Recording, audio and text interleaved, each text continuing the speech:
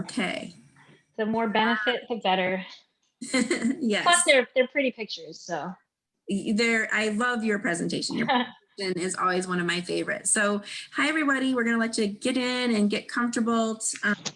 We'll enable the chat for YouTube soon. I just need to kind of get some things going, and then I'll get that live chat going so you can send questions in.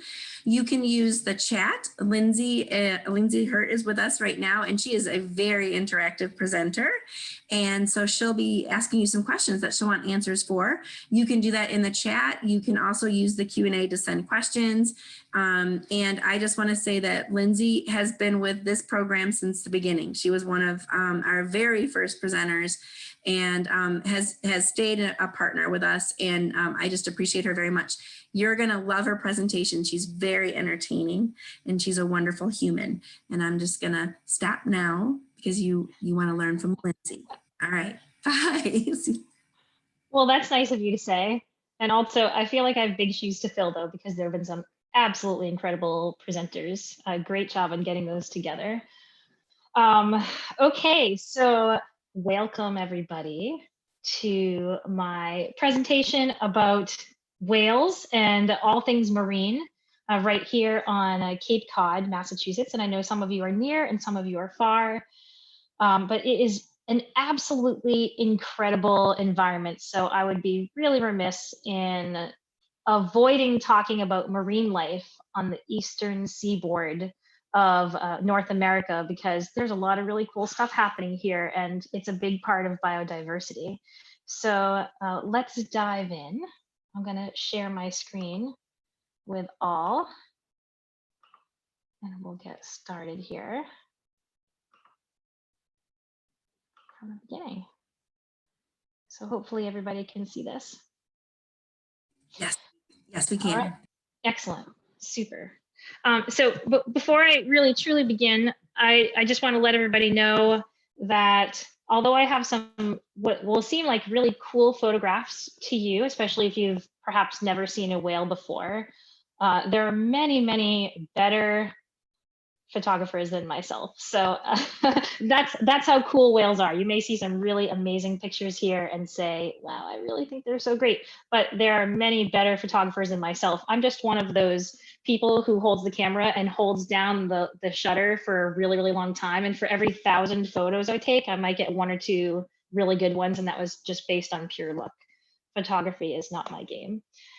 So today we are talking about tales from Cape Cod, both the story kind and the flippy kind. I am Lindsay Hirt, and I have been so blessed to be able to grace the screens for National Biodiversity Teach In since its inception. I'm really happy and lucky to be here, so thank you so much to Deb and the whole gang for working so hard on this effort. I think it's really important. I am a marine biologist and science teacher from the iconic area known as Cape Cod, which is a little hook, a peninsula off of the side of the United States on the eastern seaboard. So I'm going to show you a little map of that. But before I do, this very cute picture that we have here on the front of our screen is a whale watch calf or baby whale that was born in 2015, and it's only about 25 feet long. That's it, just a little baby. So hopefully you can all still see my screen. I'm here on Cape Cod, Massachusetts. The blue arrow will show us where we are in the grand scheme of things. It seems like a tiny place, but what is really, really incredible about it is that it's this peninsula that sort of directs a really great stream of water around it. And it's very, very biodiverse with different types of plants and animals and other organisms because of the amount of nutrients that's in the area. So if you look in the lower left hand of the screen here, there's this blue square that sort of zones in on the area I'm talking about. I'm off the coast of the state of Massachusetts. And this region called Cape Cod, where the hook is a nice big peninsula, which houses this big bowl left by a glacier that melted many years ago and left behind these really shallow waters. And directly above that, there's sort of a rectangular space, what we call a bank, which is really like a mountain with the top cut off. It's a sandy bank. And it's very shallow to us as humans, not so much, but to whales and other sea creatures, not very deep at all, only a few hundred of feet deep at its deepest spot. And this area is known as Stellwagen Bank. It has been deemed a national marine sanctuary for the fact that it is very, very important to biodiversity. It houses, sometimes for just small amounts of time, but it houses many different types of sea creatures. And we get each season an influx and a migration in and out of different types of creatures, and those do include some whales.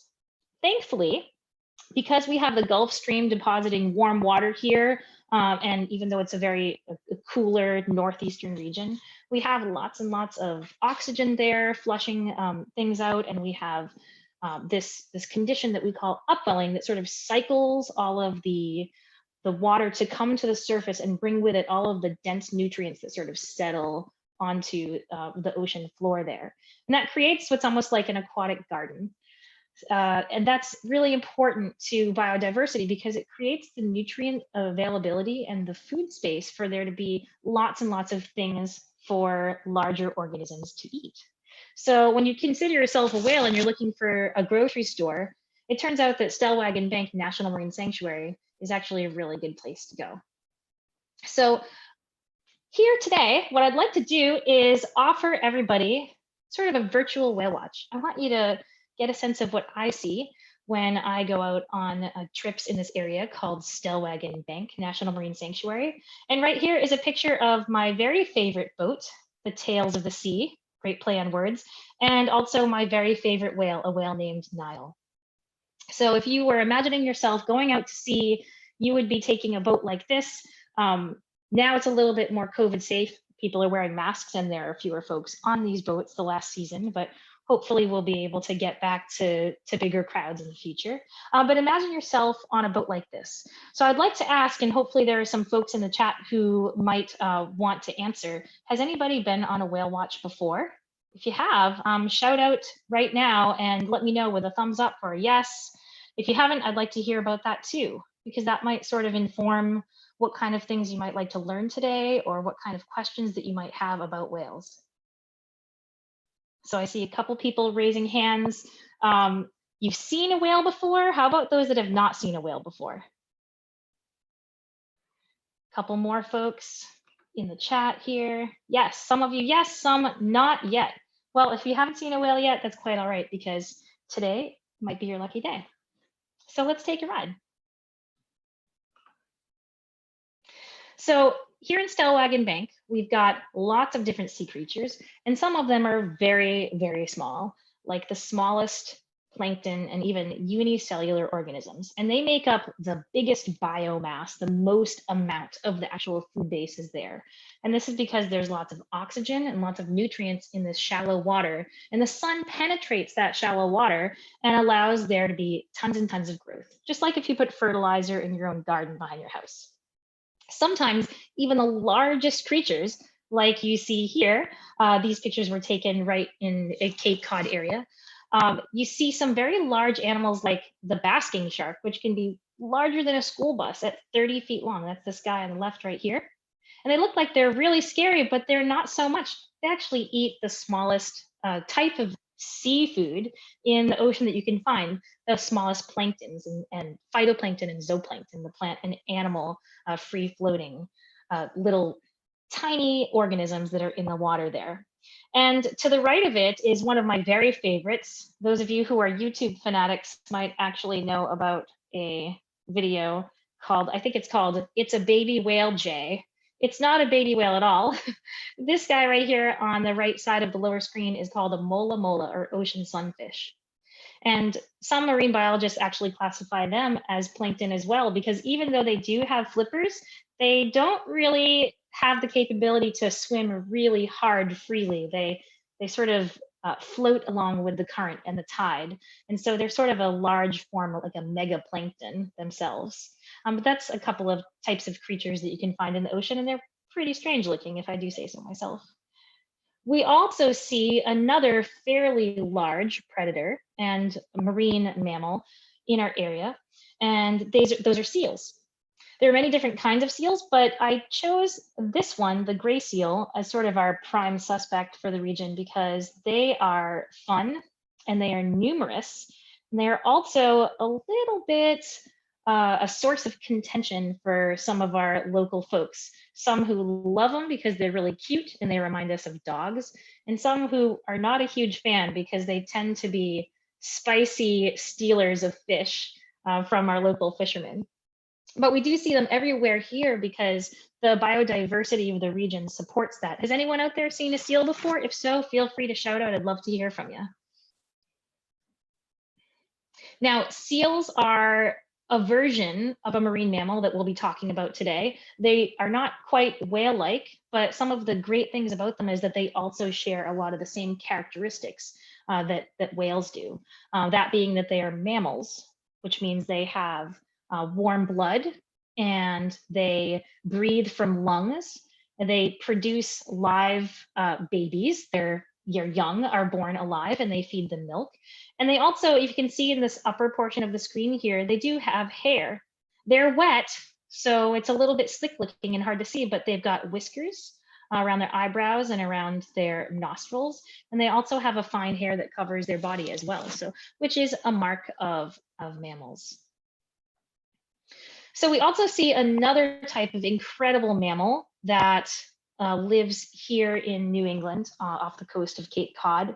And they're not always here year round, but many different types of cold water species of dolphins exist here. And my very favorite is this beautiful dolphin that is striped on the side. They're called the Atlantic white-sided dolphin. If you live on the West Coast and you've been lucky enough to see dolphins, you might see another version, a slightly different species in these ones called the Pacific white-sided dolphins. And they're really cute. I love this photograph here. I know it's a bit grainy because I've blown it up, but hopefully those of you that are present with me today can see that there is a baby in the mix here. There's multiple dolphins here, and our rule of thumb when it comes to observing dolphins in the wild is that whatever you see on top, there's a whole lot more on bottom. So usually when I estimate what I see at the surface, maybe there's 5 or 10 or 15 animals, there's usually at least 5 times as many beneath the water.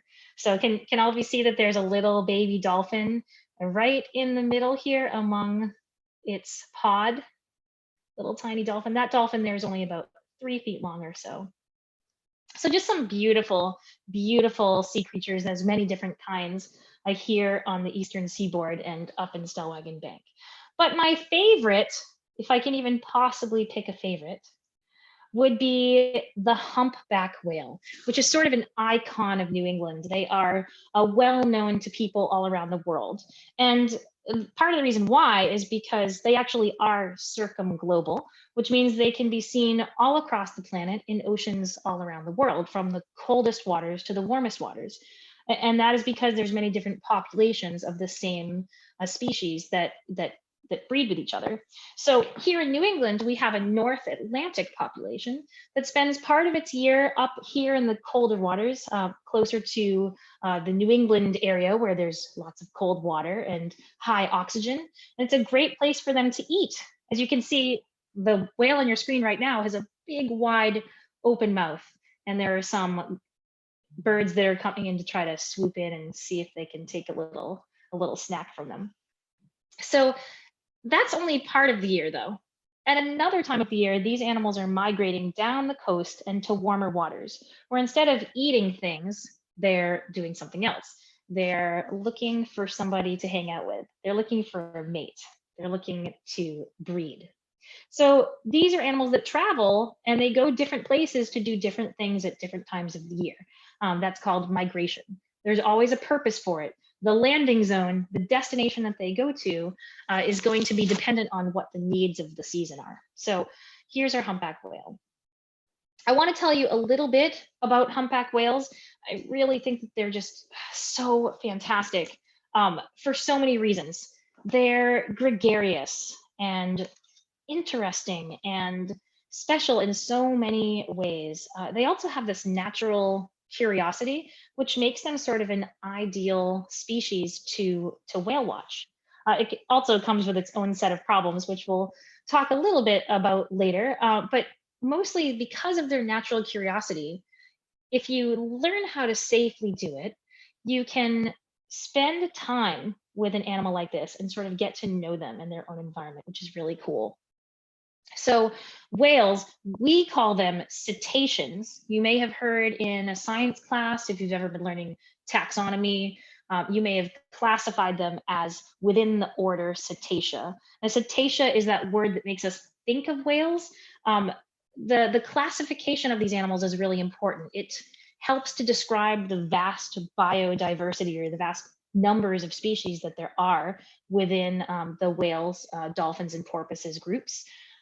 There's an indication that relates their degree of relatedness when we can describe what order that they are in. And then, so within the order Cetacea, we have another suborder, another group beneath it called Mysticidea. And so we're going to be focusing on the Mysticidea today. Mysticidea translates to mustached whales. And if you remember the photo before this, you might have noticed there was something really strange hanging down from the mouth of that whale. So here's that object again. I'm showing you a couple of views of some of the things that I see when I'm on a whale watch. Right here, we have two whales that have surfaced, and I'm watching them from my whale watch boat. We're looking at the baleen, which is that furry looking stuff that is hanging down from the top of the mouth there. And in between it, there's this pink strip. If you touch the roof of your mouth with your tongue, you'll be able to feel that same pink strip. Does anyone know what that's called?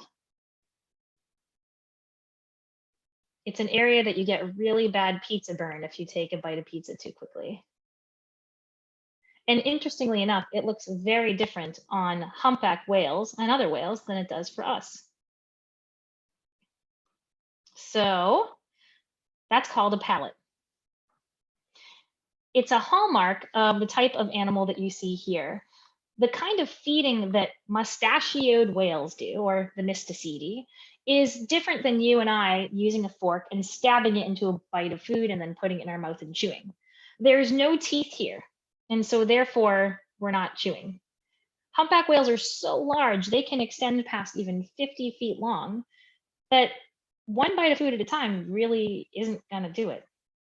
And so what you end up having is lots and lots of food going in all at once, and they have to use a mechanism to filter it out. So the way that you might think of the baleen, which are these large furry looking plates that are hanging down from the upper jawline there, is like the bars of a jail cell.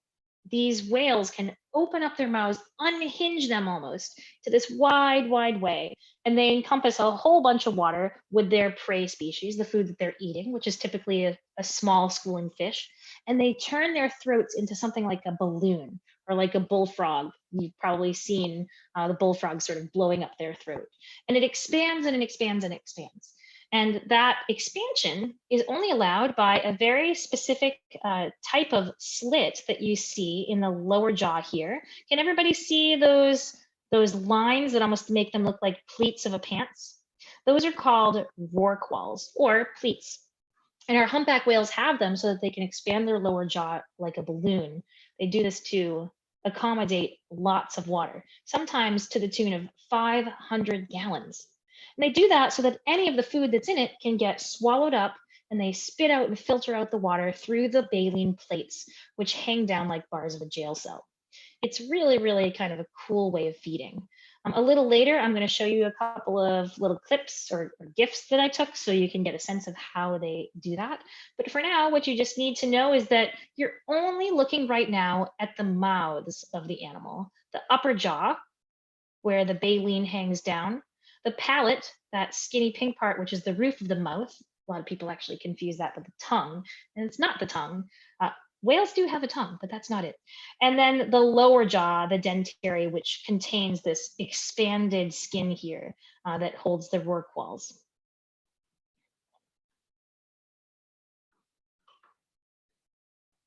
Let's see if I can go on to the next slide here. Okay. So the next important thing that we see a lot of when we go on whale watches, and actually maybe the first thing you ever do see when you come across a whale, is going to be, there she blows, the view of the blowhole. As I mentioned before, all whales, including humpbacks, are mammals. And so they don't have gills like fish do. They have lungs, an extremely large, powerful set of lungs that will blow you away. But it doesn't really make sense for them to open up their mouth and take in a huge gasp of air, does it? Because you saw how they just feed. They need to open their mouths in a huge way. And so instead, over time, these animals have evolved their nose from being in the front of their face to go all the way up to the back and the dorsal side, the top of their body. And that is where their blowholes sit. It's very similar to the same setup. It almost looks like a nose here, doesn't it?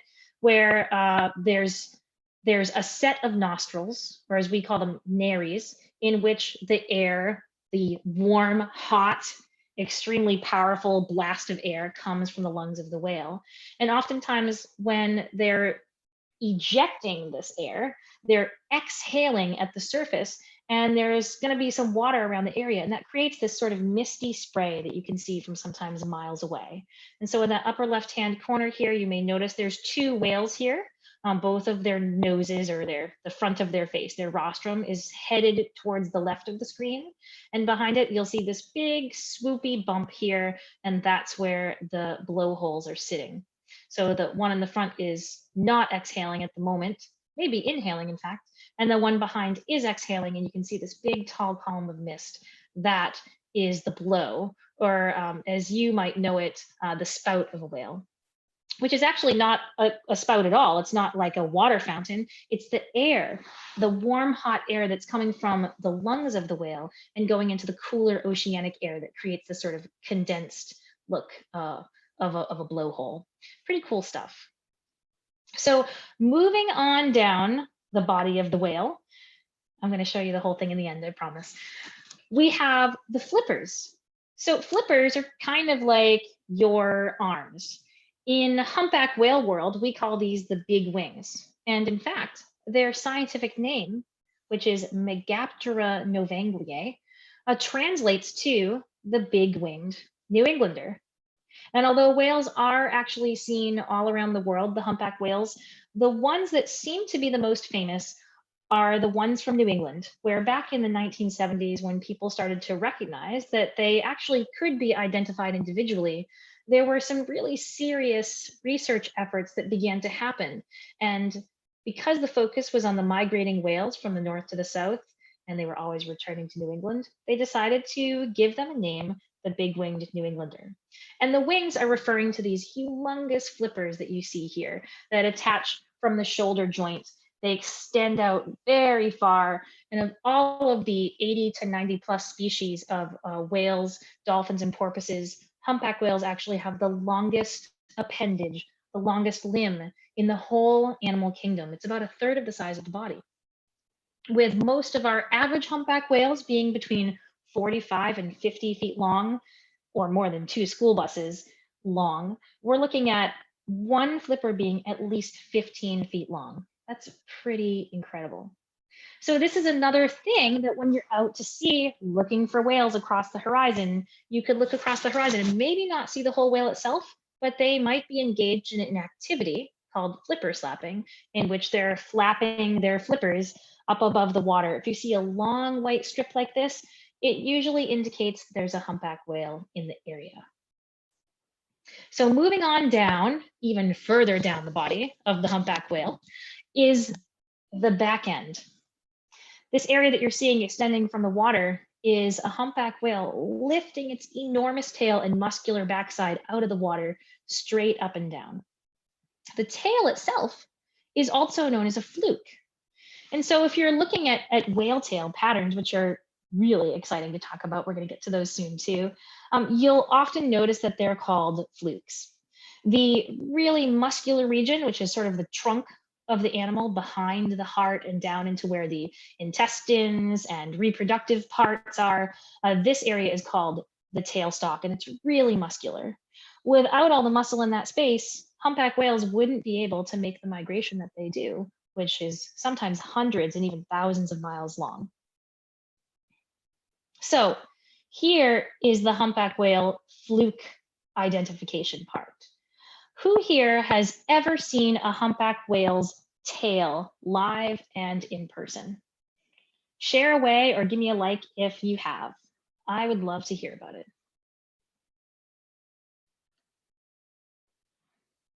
Anyone in chat, feel free to let me know what you're seeing.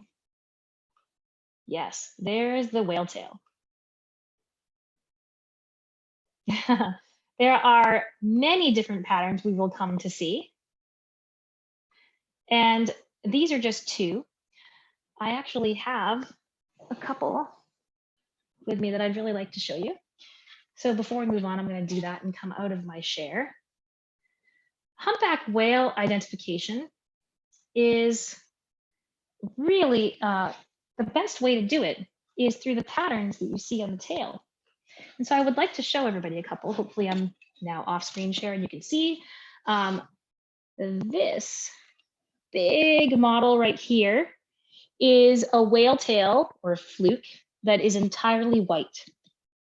Some of you may have heard of the famous whale called Migaloo, which actually does not live in North American or New England waters, but is a famous white humpback whale.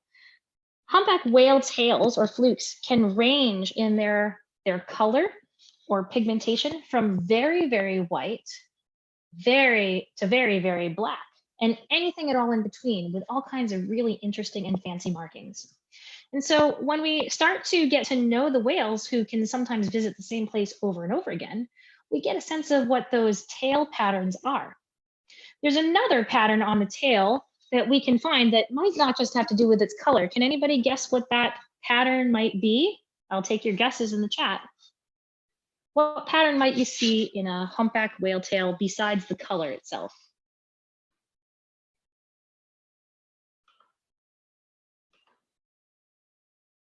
Ooh, indentations. That's a really great word.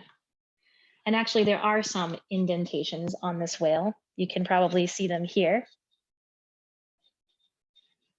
All of these little marks that you see, these little curves and swoops and dents that are on the trailing edge or the end of the whale tail, would be positioned in the water. So like in this. the chat, I'm hearing, oops, sorry, I've got this thing going. I apologize. I'm listening to you in two places. Okay. I love the different patterns, great model, so many indentations, splotchy checkerboard. And then I'm going to put in from YouTube, somebody has a story about a whale they saw. So I'll put that in the chat. I would love to hear about that. Yes, please do. I'm sorry, I'm not paying attention to Facebook and to YouTube at this moment in time, but any messages that are from there, I would love to see them. I'd like to model for you what a whale tail looks like when it's actually swimming. Instead of a side-to-side pattern, like a fish, so this would be like a fish side to side, or a shark, it acts a bit more like a mermaid, up and down. And so the rest of the body would be behind, and the back end of the whale, or the trailing edge, is where you end up seeing this pattern that we call serrations. You may have not ever heard of the word serration in terms of a scientific sort of discussion, but you've probably seen them on a knife, like a scalloped knife that you maybe cut meat with, a serrated knife. There are some birds out there, like the mergansers, that have a serrated beak, in which they have these little indentations and sharp spots. And the interesting thing about them is not only are humpback whales known for their pattern, they're also known by their individual serrations, which on each individual humpback whale are entirely different. So even if you don't see the rest of the whale, oftentimes you can get a really, really good sense of what the whale looks like or who they are based on those serrations. I'd like to take a quick second and plug my friend and wonderful colleague, Richard Dolan, who is not only an incredible whale watch naturalist, but also an absolutely amazing woodworker and painter. He's an artist who made this for me. This is another fluke, true to my very favorite whale, whose name is Nile. So Nile has some very particular swoops and points in her serrations, but she also has one marking that makes her who she is. That's this big lightning bolt looking stripe right here on the side of her fluke. And that is how she got her name, because it reminds scientists of the River Nile. Nile's a great example of a whale who is a mostly black fluke.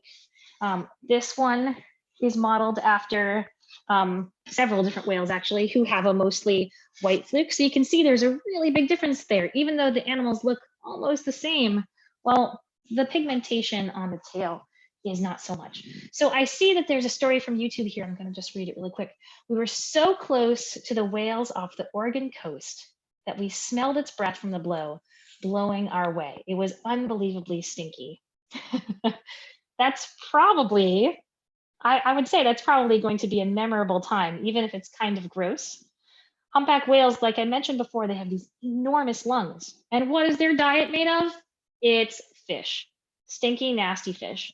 And whales don't brush their teeth. So anytime that they're going to be expelling air in this very, very powerful way, if the wind is right, you might catch the breath coming in your direction.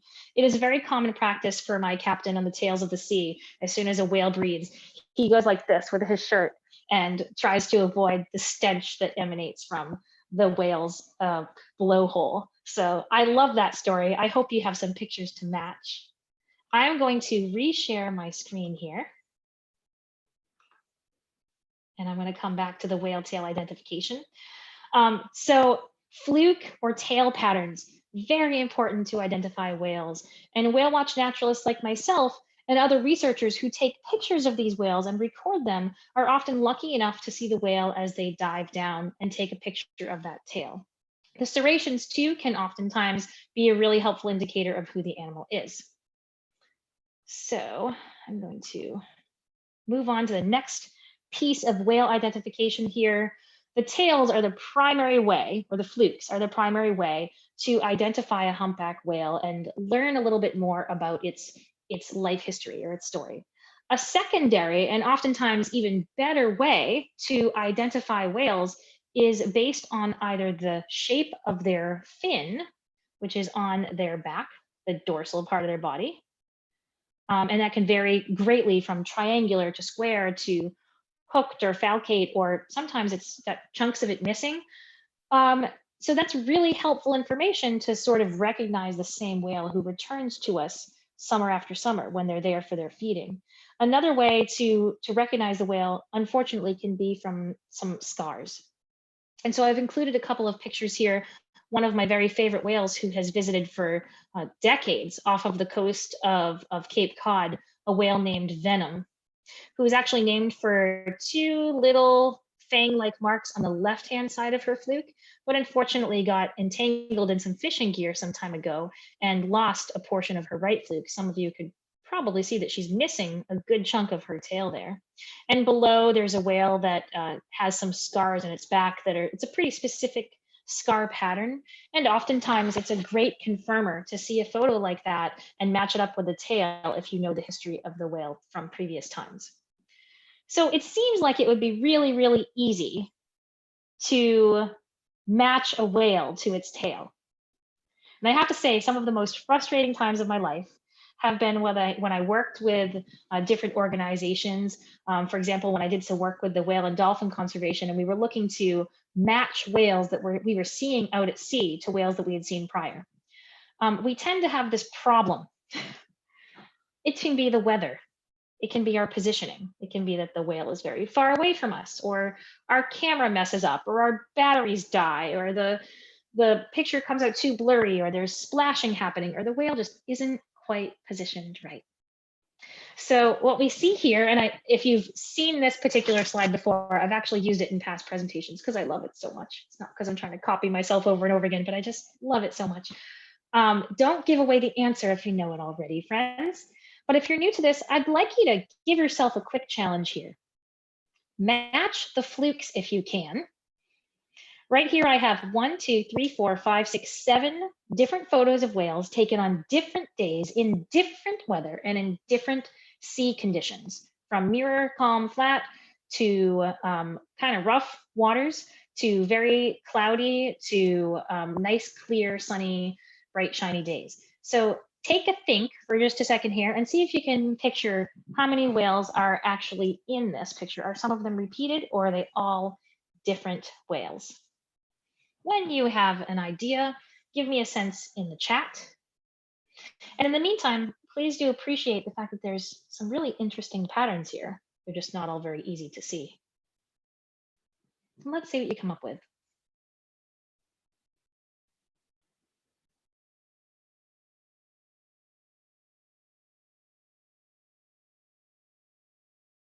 Now, just as a reminder, I've been matching whales for the better part of a decade and a half. And there's often times that I absolutely mess up how many whales I have in an area, because some of them go under and they come back up and I see a different angle of them. Or perhaps, geez, the whale didn't actually show its tail. Or maybe that scar looks a little bit different. So I've got a few guesses here. I have had some people say, oh, you're trying to trick me. There's only one whale, but it's just different angles and you can't tell. Well, it's a bit more obvious than that. We see a big variation in fluke patterns here. The pigmentation or the color fill-in from very white to black is really different. One of my old favorite whales on the far right in the middle here is a whale named Gladiator, who has this pattern right at the base of its tail that looks like a shadow of a human holding up a sword or spear and like a shield. I don't know how easily you can sort of visualize that, but most of our whales are named after different types of patterns that they have that remind the scientists of a certain shape or like icon or idea. Like we have a whale named Division that has a big slash across one area that looks like a division sign. That's one example. Another, and might be appropriate now, where we're coming up on Valentine's Day weekend, a lovely and easy to recognize whale is one named Valentine, who looks like she has a big black heart right in the middle of her tail. So it's hard to sort of visualize who's who here, but I'm going to tell you, it is 4. And so what I've done is matched the colors for the same individual whales. You'll notice, depending on the camera, the weather, the positioning, the behavior. Ew, really? That yellow whale up top is really the same as the whale down below?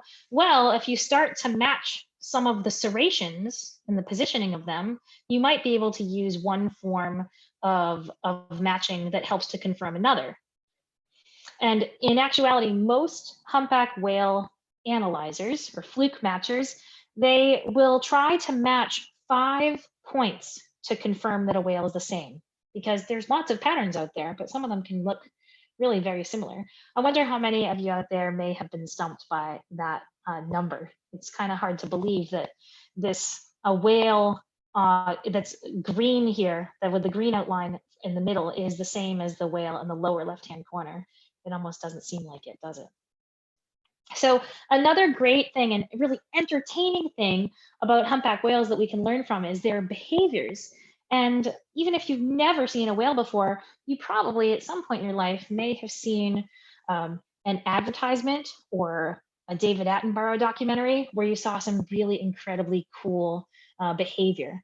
My personal favorite is always going to be this incredible thrusting skyward of the entire body, in which the whale is propelling itself out of the water. That's called breaching. I have listed a few types of behaviors here. It's certainly not inclusive, but one of the great ways that people who study whales as their passion or as their job, they spend a lot of time analyzing behavior, because it tells us a lot about how whales interact with one another. And it tells us a lot about what they're trying to accomplish and their life history. And it also helps us to see how they fit into their environment and what kind of role that they have there. One of the huge hallmarks about humpback whales is the fact that they like to spy hop. Now, they're not the only type of whale that does this. You may see it in smaller whales. Some of our toothed whales, like dolphins, will pop their head up out of the water.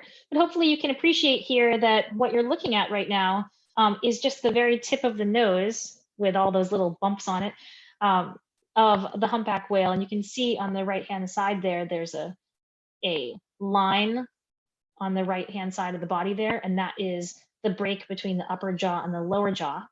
What we're really looking at here is the chinny chin of the whale, and you can almost kind of appreciate the stripes going down the side. Those are their rorquals, or those ventral, the grooves, the pleats that expand when the whale takes on a bunch of water and food.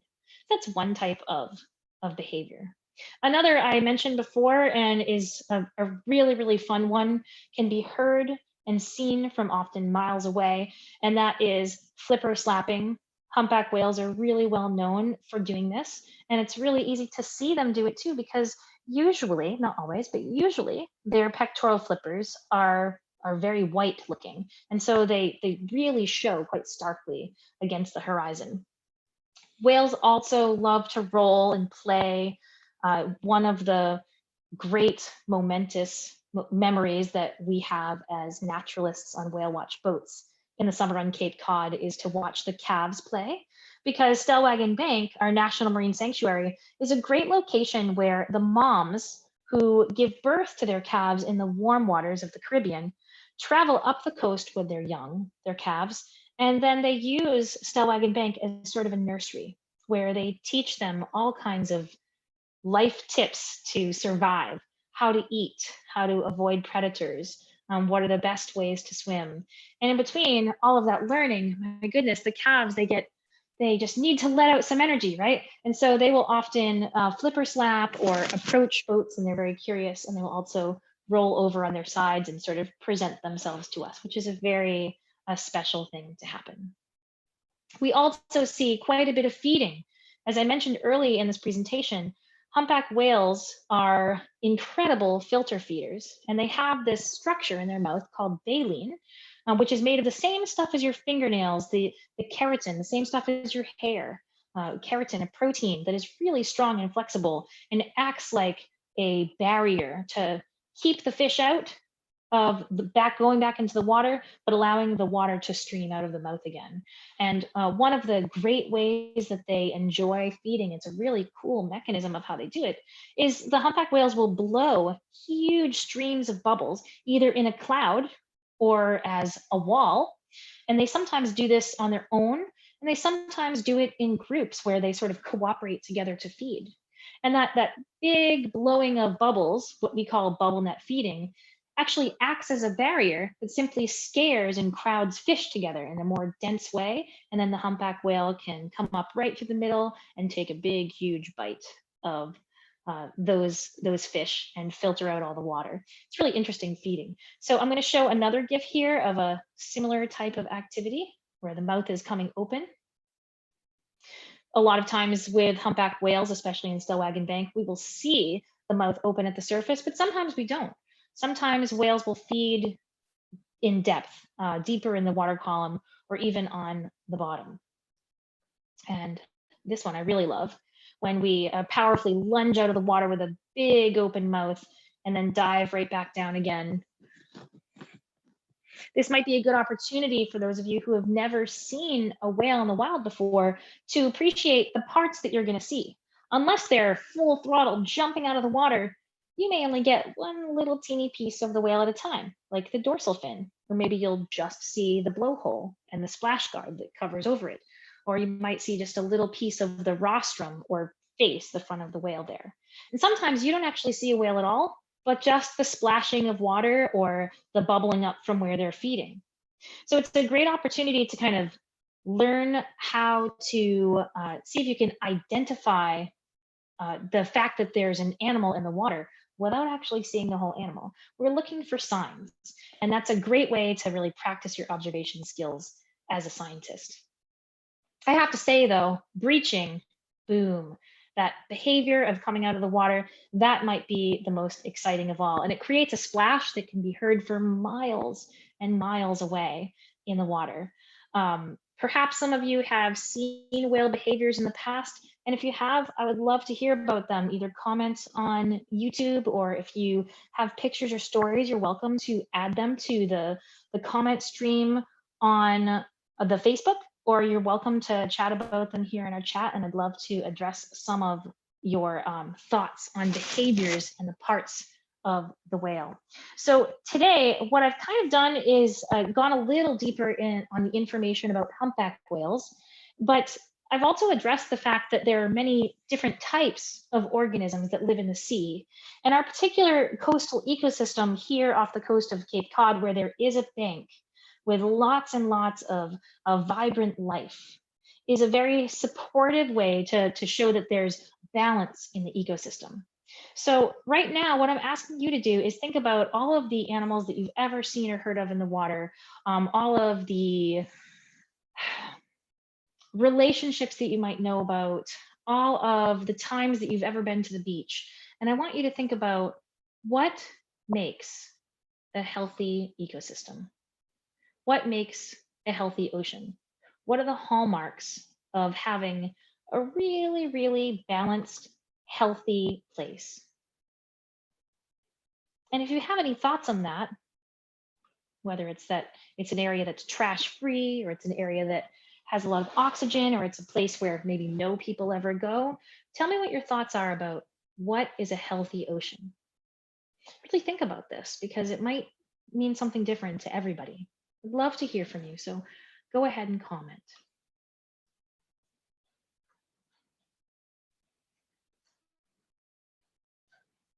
So my first comment here that I see is that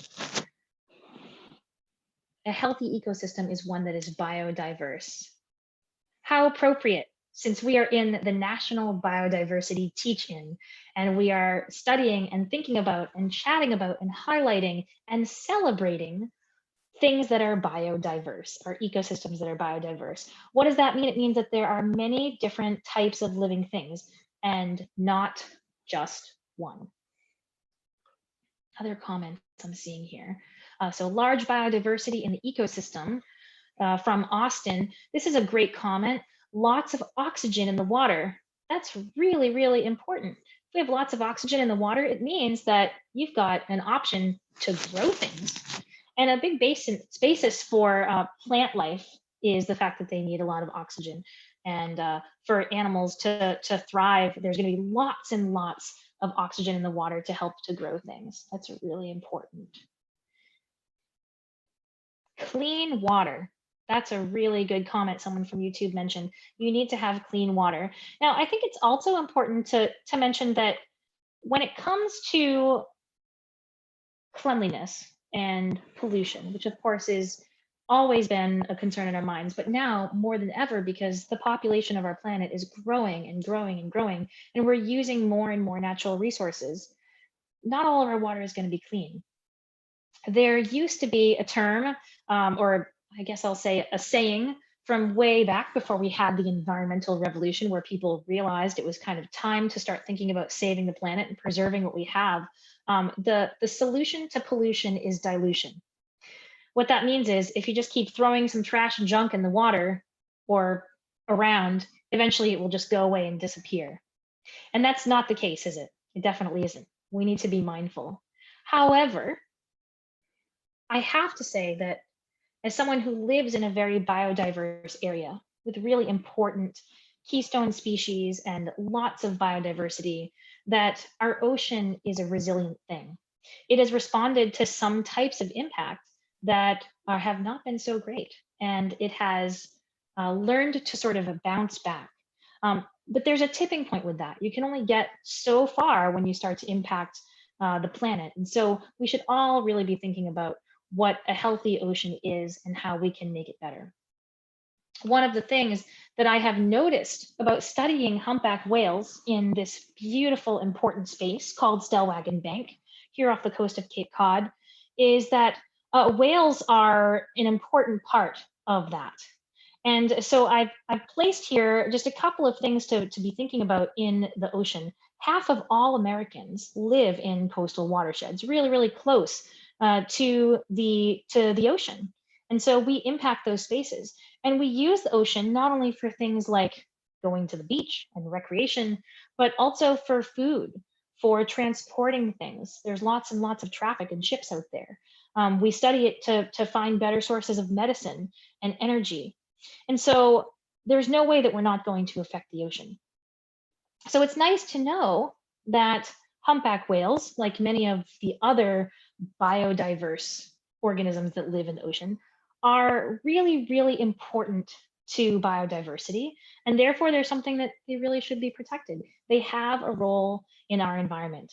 I have named some here, and I'm wondering if anybody else in the chat might be able to think of any reasons why humpback whales might be important as a natural resource.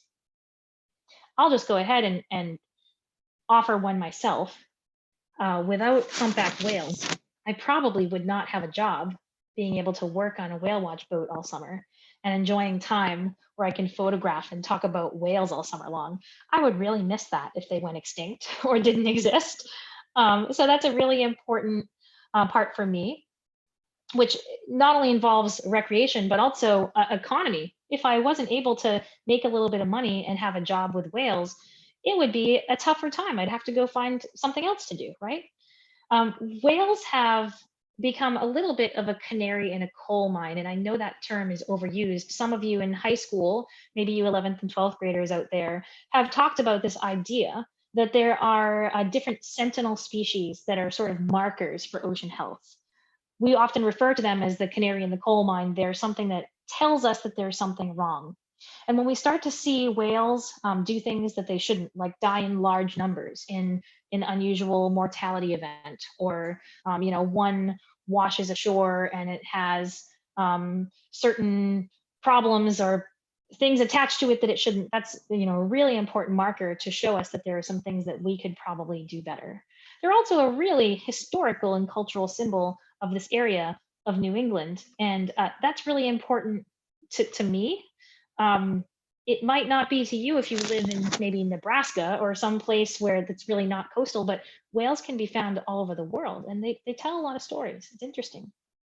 I see from our chat, somebody mentioned that whales can become a food source for bottom feeders once they die. That's an amazing observation, and one that has been newly studied in a big way recently. Humpback whales, we call there's the space that they take up when they die, we call that whale fall, where if they don't wash ashore or get eaten by things at the surface, the rest of their carcass will float to the bottom of the ocean and become a space for other creatures to live. And sort of piggybacking on that, a YouTube question, do whales balance the food web of an ocean? They sure do. Although they seem like they're a top predator, there's actually things that eat whales, like sharks. And those things can eat whales when they're alive, or they can eat them when they're dead. But whales themselves actually really contribute to the food web.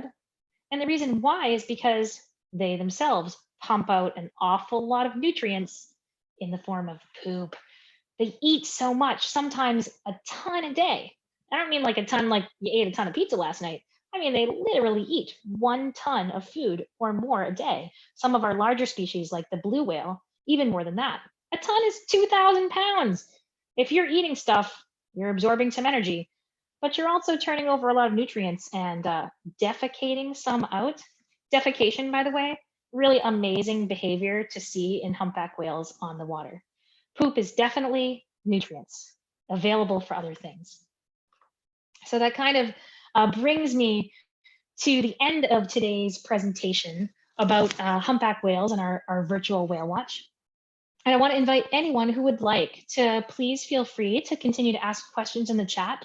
I'll be hopping onto YouTube later and Facebook to address more written questions if you have them. And of course, I am going to open up to you my email, if you so choose and would like it. I can be found at lindsay.hirt@maritime.edu. If anybody has any questions about project ideas they'd like to do, research they'd like to get involved in, where you might like to take a whale watch, I'm more than happy to chat about whales. It's sort of my jam. I'm seeing a question coming in from Donna. Thanks for asking this. Are there virtual whale watches? Yes, there are lots of virtual whale watches. Of course, you can always attend one of mine. I love doing presentations, but I don't want to shamelessly self-plug. So let me mention that there are some incredible whale organizations related to conservation, preservation, research, which of course helps to drive good science, and education. Some of them locally in our area, I mean, my local, Cape Cod, Massachusetts, Boston, are the New England Aquarium, who has a wonderful program on whales, and they often do online presentations. They have an associated whale watch company that works with them. Boston Harbor Whale Watch are really, really incredible. And there's an amazing research organization that's been doing great work since the inception of humpback whale studies in the 1970s, and they are known as the Center of Coastal Studies in Provincetown, Massachusetts. You can look online at any time and join Facebook groups that are special interest groups to join some of these kinds of conversations. There are many things happening right now, especially with COVID in mind. We've got a lot more happening online to sort of present good information to folks who are interested. I think I saw one recently from really incredible, responsible and well-known organization, Oceana, is conducting a virtual whale watch. I might be making this up, but I'm pretty sure it's March 3rd. So many options for that. And if you're having trouble finding something, then I certainly invite you to reach out to me, and I'll kind of connect you to an organization who might be able to give you what you're looking for. There's a ton of information out there. I see another question coming in from YouTube. Have any new species of whales been discovered lately? Yes, yes, yes. One of the great things about our vast and wonderful ocean is that it really makes up what we know as a blue planet, not a green one. And since about 75% of our planet is covered in water, and we've yet to discover only, I think we've covered about 5% of what is in the ocean in terms of the space that we've yet to explore. New species of all kinds of things, invertebrates and vertebrates alike, are being discovered. I mean, we only know about what we know about because there's so much yet more to observe. So even though we think we have an excellent handle on classifying and understanding our whales, it turns out that once we start investigating things like photos and morphometrics, which is like the measurements of whales, and their genetics, looking at their genome and how that is spaced out, it turns out there's actually more species and subspecies there than we realized. And one was very, very recently, in the last few weeks, discovered that we thought was a whale called the Brutus whale. And it turns out it's not. So rather than telling you more about that, I would like you to go look that up on your own and see if you can find out what kind of whale was confused with the Brutus whale. It looks like Bride's whale, but we say it differently, BRYDE''S. It was once thought that this particular type of whale was a Brutus whale, but it's actually something else entirely, a brand new species. Another few questions here before we wrap up. Do you feel whale watching is damaging to whales? I think that is an absolutely large topic of conversation, and maybe a day for another panel that we can talk about. But I will say this, by and large, I think it's a wonderful thing to connect people to their community and to connect people to the ocean. Because the more you have an emotional connection and a solidly good memory with something like a whale watch, the more you're likely to care. And when you care about something like that, you're probably going to be more invested in protecting it. And so overall, I feel that whale watching is very helpful for learning about the animals and for helping to protect and preserve them. That said, you need to be involved in a responsible whale watching organization. You can't just drive around like a crazy cowboy out there and hope that you're going to find them. You might hit one on the way. So it's really important that you drive carefully, do your research, or buy a ticket with an organization who is a responsible whale watching company that can help you understand the best ways to preserve and conserve such really precious animals. I'm seeing that there's a few more questions related to continuing ed on whales. Do you have any ocean exploration books or marine science books you recommend? And I do, but I don't want to plug one over another. I will say that my favorite whale photographer is a guy named Brian Skerry. You might want to look him up, Skerry. He has an incredible book coming out on whales fairly soon and has taken incredible photographs. There are many documentaries about whales, and I kind of am a David Attenborough type of person. But if you have not looked at the most recent, I want to say I think it came out in 2019, but there's a nice Netflix miniseries out called Our Planet, and there's some really amazing footage of drones with whales in that one. But there are many. And if you really just want to start at the beginning, I might consider directing you towards Roger Payne's work on the Song of the Whale and see where you get with that. If you have more questions or want more specific direction, feel free to email me directly or find me on social media, and I'll be happy to give you lots and lots of options. There's so many out there.